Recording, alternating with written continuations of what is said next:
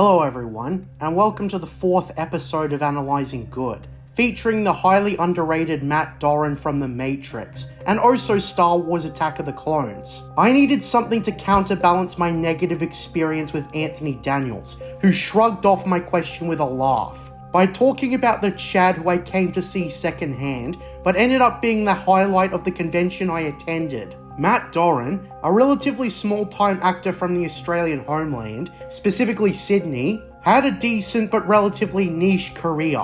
As you saw in the thumbnail, this is the photo I had with him, and it was absolutely worth it.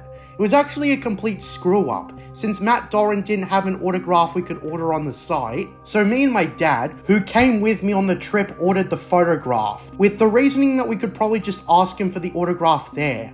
And I'd just like to say that Matt Doran, having met him directly, he was a super grounded and down-to-earth guy.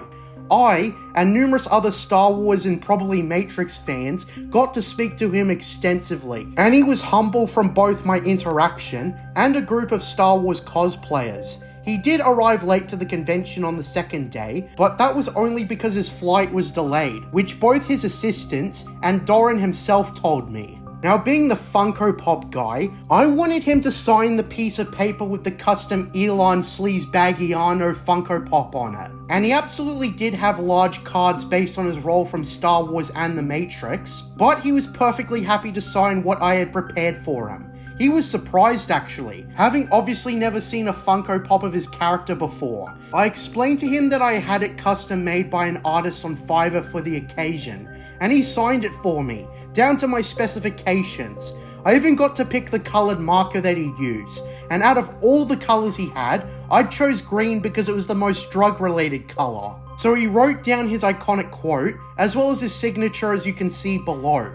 I shook his hand, and I was eager to get the photo now, because even though it was a mix-up, I already admired the guy. So I took the photo with him a few hours later, and I will say, the line to get the photo was very short.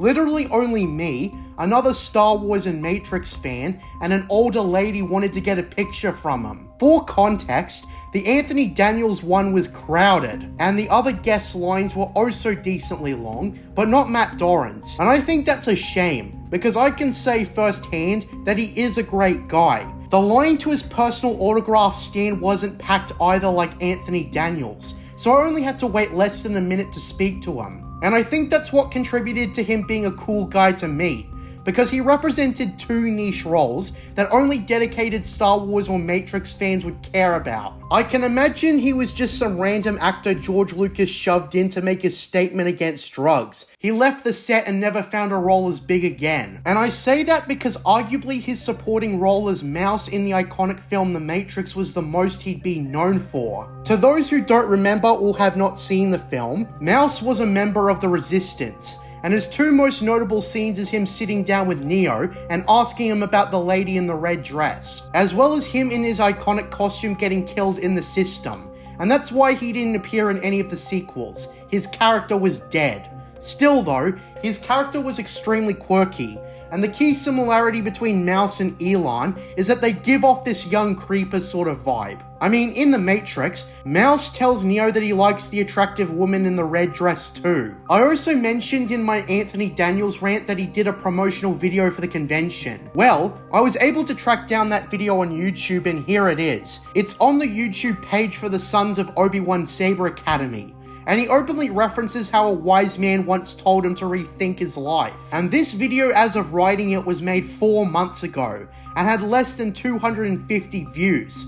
Contrary to how you might think, Matt Doran doesn't have a high-pitched voice, and is a pretty normal-sounding Australian bloke. The website convention page also mentions that he did switch between the United States and Australia for work as an actor. And this being a promotional video for an Australian company, that makes sense. So yeah, Matt Doran, and by extension Mark Ratz, the poster art designer for the Star Wars original trilogy, and Indiana Jones were the highlight. Aside from spending time with my dad, of course. After Anthony Daniels rudely shut me down, my dad gave me a pep talk about how he was a stuck-up asshole, and to remember the contrast between him and Matt Doran, who had a far smaller role, yet he wasn't an egotistical narcissist, and that kinda cheered me up. Again, Matt Doran was a second-hand bonus when I planned the trip to Brisbane to attend the convention. But in the end, he was the best part. He already did far more than I expected, stopping to talk to fans more than all the other guests and signing what I wanted him to sign, even if it was an image printed on a piece of paper. And what I learned from the trip is that those who have smaller roles tend to be more humbled, because they weren't consumed by fanboys asking them questions. Matt Doran being a notable supporting character in The Matrix was probably the closest to being a big break, and him having a small role in Attack of the Clones was icing on the cake, really. And he never had anything resembling that sort of success afterwards. And the fact that he didn't have a bunch of bodyguards or assistants that he had to bend to his will really says a lot. I imagine with prequel resurgence, he might have had a small boost, but it probably wasn't anywhere near enough. However, that's okay, because having watched both Attack of the Clones and The Matrix, I can appreciate the two roles all the more. The Death Sticks thing is now an iconic internet meme, and I don't think he, Ewan McGregor, or George Lucas could have anticipated that. If there's any actor I can truly recommend you meet if you have the time, it's Matt Doran. His peak in acting is far past, but he completely owns up to his two most iconic roles. In fact, he was going to do a panel on the 25th anniversary of The Matrix, since 2024 does mark 25 years of taking the red pill. I didn't attend that, but boy oh boy did I wish I did. And not Anthony Daniels' ego trip where it was all about him and C-3PO and nothing else. So yeah, having met him directly, I can say that he's a good guy. Nice, humble, and a good actor in his own right. Mouse was a charming, albeit short-lived character, and he took a small part in creating an iconic Star Wars meme. Thank you, Matt Doran, for brightening up my day. You're a good guy, and I want you to keep up the way you interact with fans. Whereas Anthony Daniels was the blue pill, Matt Doran was the red pill, and he certainly gave me perspective on the concept of good. Thank you for listening to this episode of Analyzing Good. What do you think of Matt Doran? Leave your thoughts below. I'm JJ Plagiarisms, and until next time, what are stories about mystery boxes? Under the mountain, a golden fountain, were you praying at the Larish shrine?